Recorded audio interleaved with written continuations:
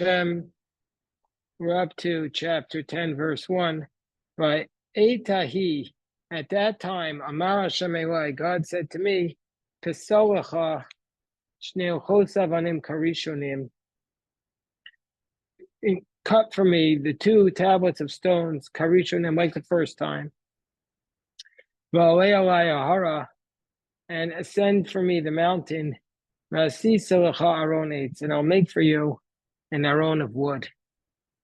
Va'asi Selacha, you shall make for yourself an ark of wood. Let's see what Rashi says here. Ba'esahi, at that time. Here, Elliot, please, Bakasha, read the Rashi. At the end of the 40 days. Okay, so at the end of which 40 days? The end of which 40 days?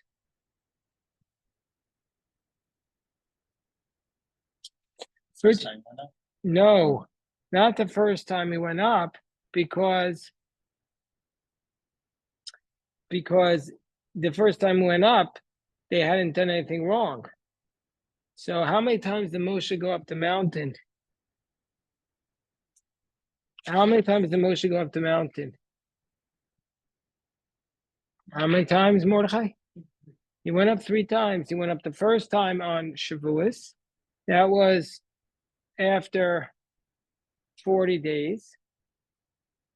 It came down. And what day of the week, what day of the year was that when it came down?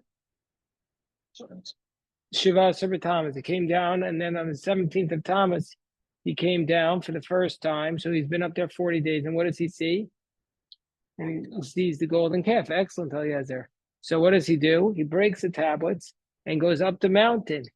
And he begs to God. He prays to God. He said, God, don't destroy the people. And then at that time, at the end of 40 days, God assented to me. And he said, carve for yourself. So Moshe went down the mountain to get the stones to make the engravings. And then he goes up the mountain again with the stones. And we'll see what else he went up the mountain with. And what else he had to do that day. Came down. He collected the wood. He collected the stones. And he also, God told him to make an ark. And he goes up the mountain for how many more days? How many days, Mordechai? Another 40 days. And what day does he come down on?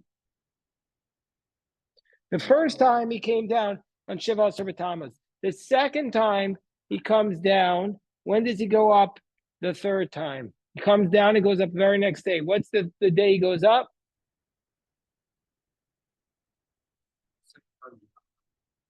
He was there for 40 days and 40 nights. The first time, the second time, and the third time. The second time he comes down, and he comes down, what day does he come down on? No, the second time. What's 40 days after Shiva Asar Tammuz?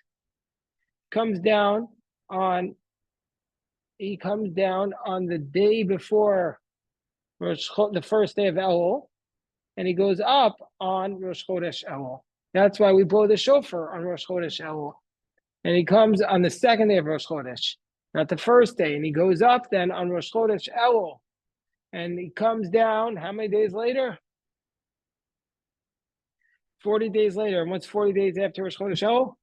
Yom Kippur. So that's the 3 times he goes up is, Shavuos, day after Shiva Asar Tammuz, then on Rosh Chodesh Elul. Comes down on Shiva Asar Tammuz, comes down on the first day of Rosh Chodesh Elul, which is the last day of Av, and then he comes down on Yom Kippur. In the middle, we were only partially forgiven. So now let's read the Rashi. But so, Ba'esai at that time, was so far by Yom at the end of 40 days. Go on, Elliot. Nisratzoi. God gave in to me, so to speak. And he said to me, that Moshe was a carpenter, or not a carpenter, or a mason. He said, carve for yourself these stones. And afterwards he said, make for yourself an ark. But Moshe didn't listen exactly. He made the ark first. Go on.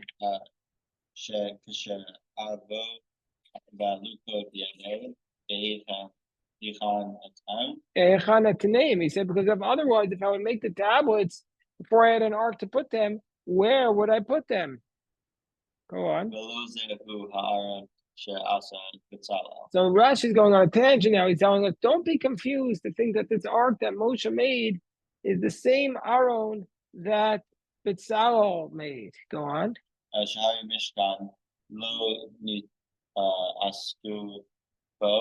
Because they did not get involved. When did they start building the Mishkan?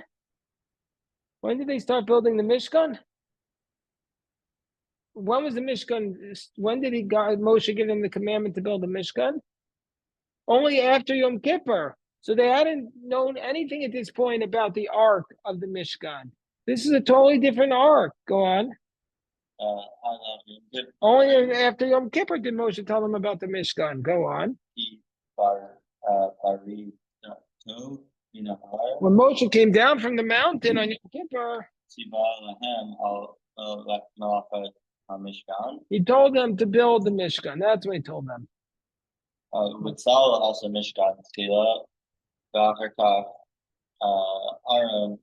So Bezalel made the Mishkan first, and then the ark and the utensils. So this was obviously a different ark.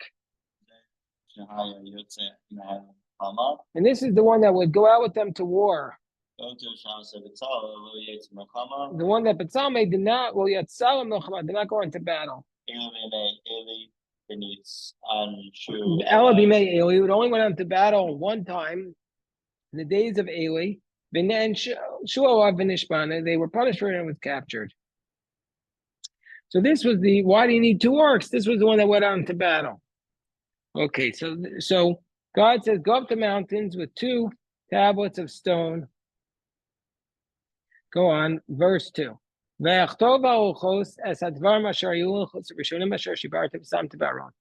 God says, and I will write on these tablets the words that were on the first tablets that you broke and placed them in the ark.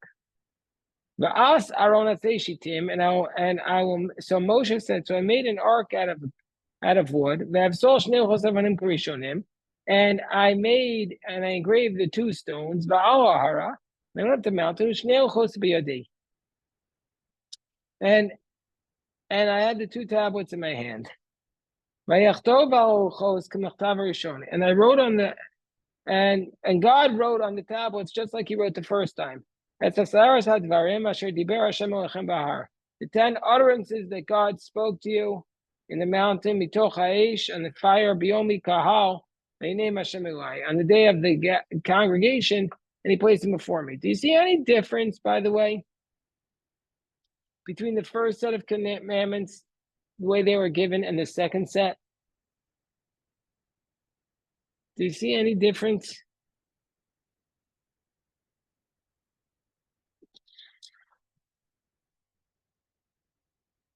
So the first set of commandments, what was accompanying the first set of commandments?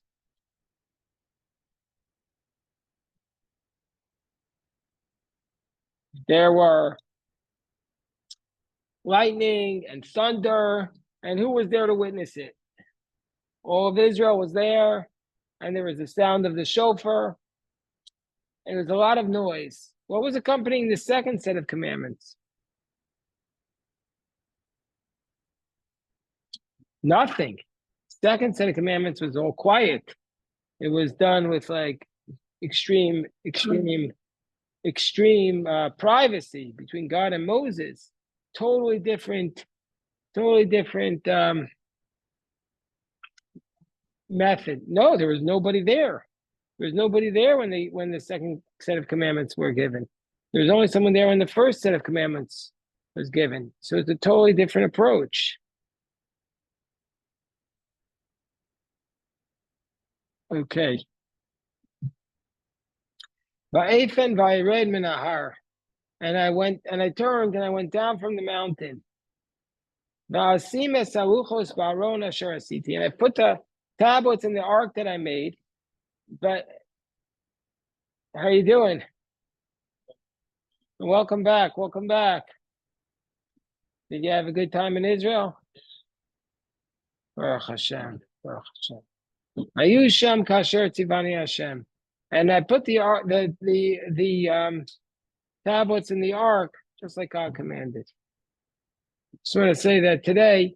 So since I finished the Torah, I brought it up yesterday, and then today I wrote two things. First, I'm writing a Megillah for somebody whose son was killed in Gaza, so I'm writing it in memory of her son, an old friend of mine, and she asked me to do that.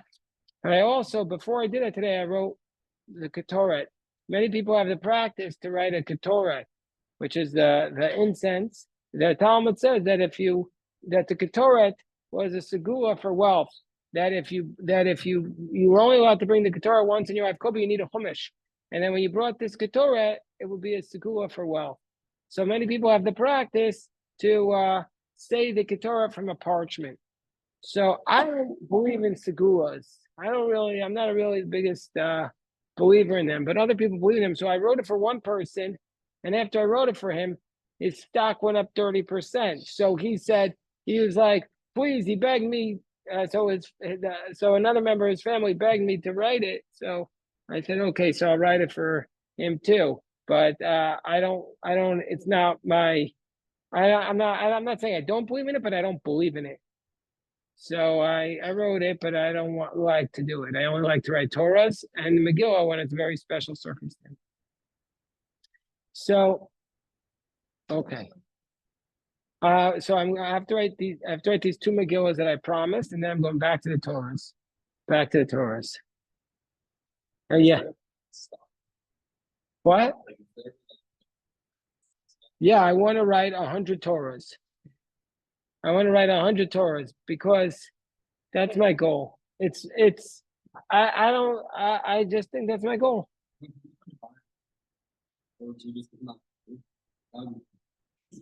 I don't sell them. I don't sell the Torahs, but not all the times, but a lot of the times I give them to people who make a donation, but I don't sell them and I don't ask for a specific donation. I don't feel comfortable being a Torah salesman. First of all, I don't think really my script is good enough. No, I wouldn't be doing this. I wouldn't be doing this just to make a dollar. If I wanted to make a dollar, I go into business. I'm doing this because I just have the desire to do the mitzvah, and I know that certain people really want it and appreciate it, and then they're going to start a minyan. So basically, we're starting like 100. My goal is to start 100 shuls because each time I give a Torah, people can start a minyan, start a shul. It'll be a very special thing. So, where's this 11th one going? It's going to a friend of mine. I don't know if he wants to be public about it. It's going to a friend of mine who just made Aliyah. He's moving to Israel. He has a Torah. And then the next one is going for the ring house. Next one's going to the ring house. Okay, the pasuk says, "Va'efen va'irei min ahar," and I turned, and I went down the mountain. Va'asimet aluchos baron. Oh, I did that. Pasuk verse 6. U'bnei Yisrael nasumi be'erot bnei Yakan Mosera. Children of Israel traveled from Be'erot, from the wells of Bnei Yakan towards Mosera. Sham Meis Aaron, there Aaron died, by Yikaver Sham, by Yechahen Elazar b'no Tachtav, and Elazar's son went in his place. 1 second, this is a huge problem. How can we say Aaron died in Mosera when we have another source that says he died in the place called Hor Hahar? So he didn't die in Mosera, he died in Hor Hahar. So Rashi is going to ask that question. Go on, Elliot, please. First of all, Rashi asked a different question. What does it have to do with anything? Because we were just talking about when Moshe got the second tablets. What year was that? What year was that since they left Egypt? What year was that? Which one? When Moshe got the second set of tablets, what year was it? The first year. And then the next pasuk says, and we traveled there to Mosera and Aaron died. What year did Aaron die? 40th year. All of a sudden, we just skipped over 38 years. So what is going on? It's completely out of context. Can you go on?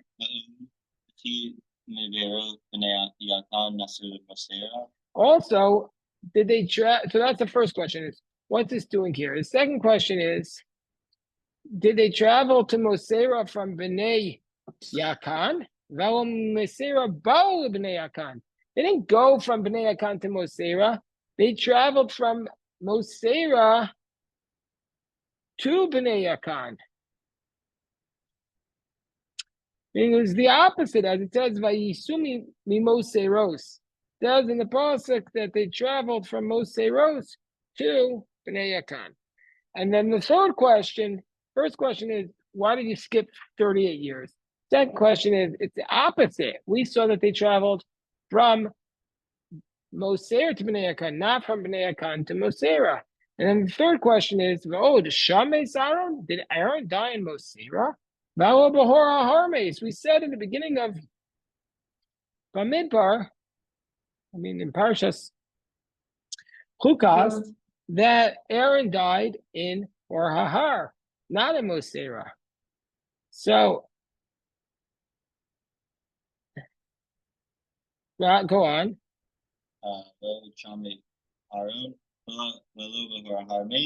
So Rashi says, now we're going to get the answers. So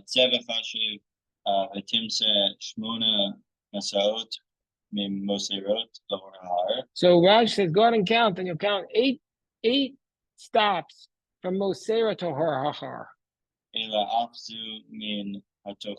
So Rashi's saying is, first of all, why is it here?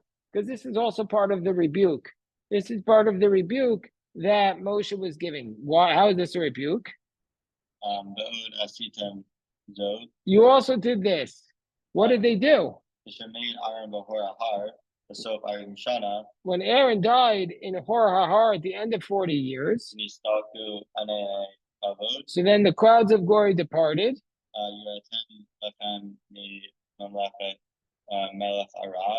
And you became frightened by the war with King of Arad.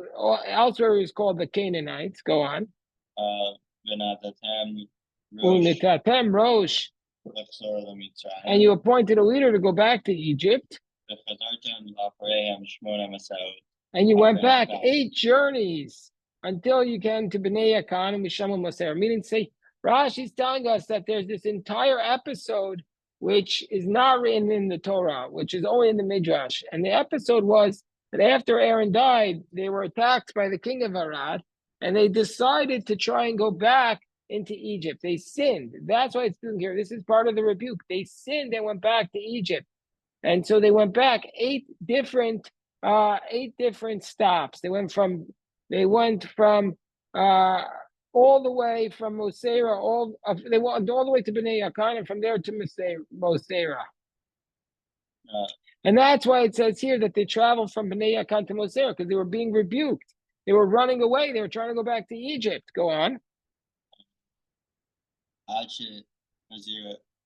No, Sham Nilchamu B'Cham B'nei Levi. There, the tribe of Levi stopped it. They stopped. They were retreating. And the Levites got up, the Levites got up, and they waged war, and they started attacking them. Go on. V'hargu mikem v'atem mehem. And it was a civil war that ensued. And they killed you, and you killed them. Go on.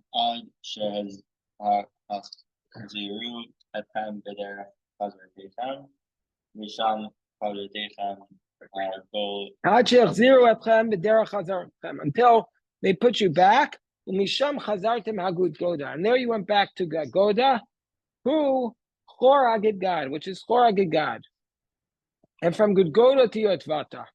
And at Mosera, Asitem Avel Kaveh. You made like a deep mourning al mitato shel Aaron, because of Aaron's death. Shegar mochem zot v'nin melchem kilushamed. So Rashi now answered the third question. Why does it say in one place that Aaron died at Hor Hahar, and the other source right here it says he died in Mosera? Because after Aaron died, they tried a civil war. They went back. They tried to go back to Egypt. A civil war ensued. Brothers were killing brothers, and they went back all the way to Mosera, and there they cried for Aaron, because his death caused all this. Not caused all this, but led to this. And now, but why is it specifically next to the breaking of the tablets? Go on. V'samach Moshe tochacha zu v'shvirat haruchot. Moshe placed this rebuke directly next to the breaking of the tablets. כלומר שקשה מתעתן של צדיקים לפני הקדוש ברוך הוא, כיום שנשארו בהמשכות. So to tell us that kashem mitatan shel tzadikim, the death of the tzaddik is as meaningful in the eyes of God as the day that kiyom shenishtabru bo haluchot, as the day the luchot were broken. Go on. L'odiacha shehuksha lo masha amru nitna rosh lefrosh mimenu, and it's to teach you that it was difficult that when they said nitna rosh, when they said let's appoint that and go back to Egypt, that was as difficult as the day that they said kiyom shasu bo'atego, the day they did the golden calf. It's a very big stretch on Rashi's part, because there's some real major textual problems here, so that there's contradicting different versions of the story in Bamidbar. So those who don't believe in the unity of the Torah will come up with all sorts of what they call academic answers, which argue that this was not written by one author. It's a major textual difficulty, but the Midrash already was quite aware of it and addressed it. So, Pasuk Zayim, Misham Nasau Agud Goda, when Agud Goda Yatvasa, Eretz Nachem. So therefore they traveled Gud Goda Yatvasa. Okay. Pasuk Chet. Ba'esa he Ivdio Hashem Shevet Levi Lasesis Aron Bris Hashem. At that time, God separated the tribe of Levi to carry the ark. Amolefne Hashem Lasharto, to stand before God to serve Him, Varech B'Shmo Ad Hayom Hazeh, and to bless Him in His name until this day. Okay, Aaron, you want to read? What? All right. When did you land? In DC or in? Yeah. What time did your flight get into from Israel?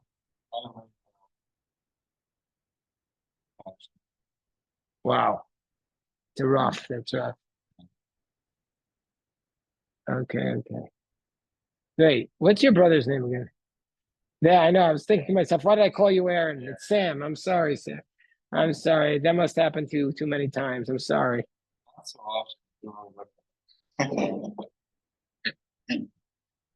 All right, Baruch Hashem. Baruch Hashem.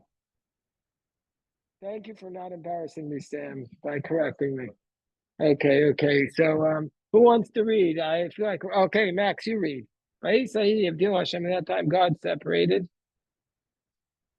Ches. Parak Yud.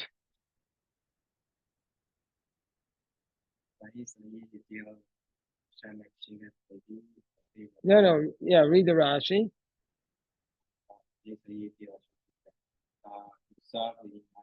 So now Rashi says Moshe is going back to the first topic. Go on. The first year which they left Egypt. And you made a mistake with the golden calf. And the children of Levi, they never made the mistake. So therefore Hashem says they're going to separate out the tribe of Levi.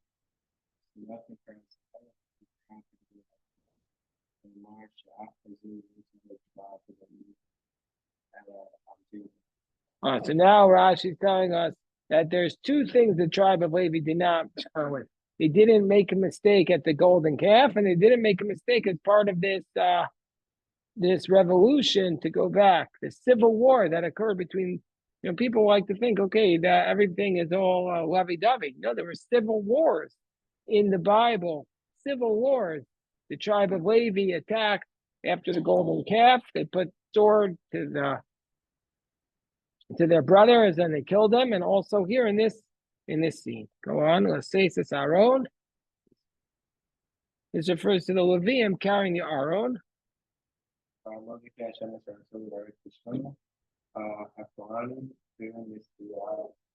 This refers to the priestly blessing. Okay, speaking of Kohanim, maybe it's Elon's turn to read. So we're going to do Pasuk Tet, and then Elon can read the Rashi. Parak Yud Pasuk Tet. Akein lo haya lo Levi Therefore, the tribe of Levi does not have a portion with his brothers. Hashem unachato. Hashem is his inheritance. Kasher diber Hashem al, just like God spoke to him. Okay, go on. You on? Read the Rashi for pasuk 9. For Tet.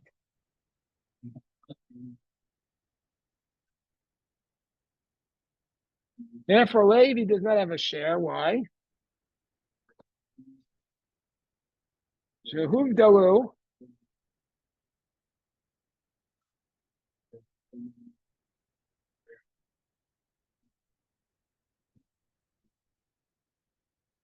So, because they were set apart for the altar, they were not free to plant and to sow, to plow and to sow. They didn't have time. They didn't have time to go to work. They didn't have time for the rat race. They had to do Torah. They had to do service on the altar. They didn't have time for that. Go on.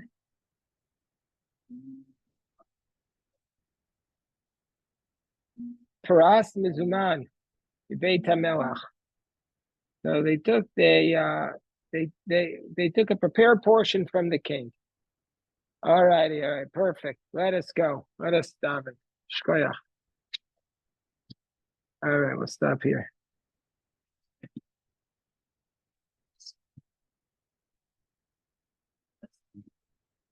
Okay.